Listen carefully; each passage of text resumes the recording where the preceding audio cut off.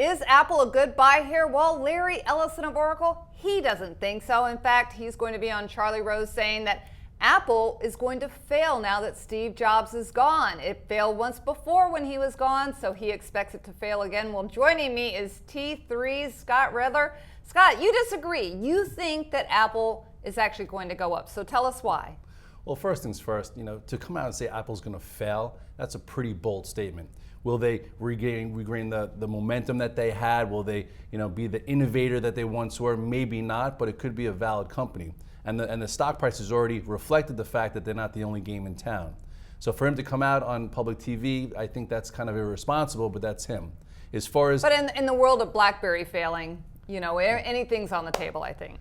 Right, and I don't think this is BlackBerry. I think we were just talking how it feels like Apple has become the business iPhone, where people who are on the BlackBerry go to the iPhone, and if it's a kid or someone who wants to be a little trendy, maybe they go with the Samsung. So there is a big market for Apple, and it's good to see that they finally are doing a refresh, and hopefully they'll get a little innovation with the iWatch. All right, but it's hard to convince investors right now because we've seen what's happened to the stock, and let's go over that. Yeah, so if we take a look at the macro chart, you will see that there were areas to get out of this stock. If you look technically, there was a sell signal up there in the upper range. Another one.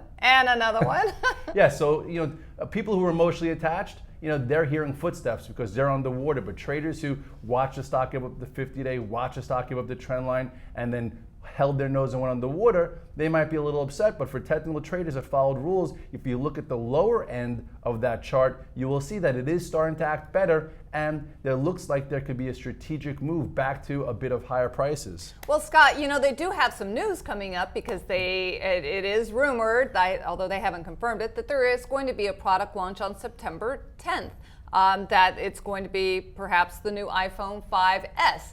That should help it, right? Right, and it's on September 10th. What's today's date? It's somewhere in August, so we have anticipation. Sometimes the anticipation is better than the event, so we have room between now and then. So if we look at the micro chart here, a little bit more active, which is something that I follow, look at that chart. Look at where earnings came out. That came out right around the 445. You had a gap up there, it held. Then it broke that trend line, which was another buy area, and then look where it is right now.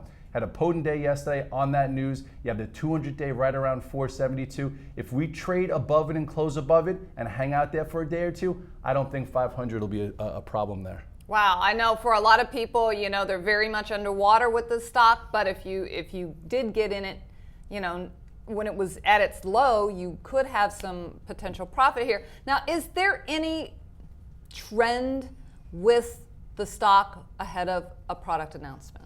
Sometimes they trend strong and then they sell the news, and that's what typically happens with Apple. But we do have a lot of time between now and September 10th, and right now there is commitment. It's been holding higher. It's been reclaiming downtrends. It's the next obstacle is today, kind of get above the 200-day in the next session or so, and then hold above it and continue. I think traders right now are looking at it glass half full versus glass half empty, which we were months before. All right, well, there you go. If you were wondering what you were going to do in these last few weeks of August, well, it looks like you're going to be watching that Apple stock because you might be able to get it for a good price.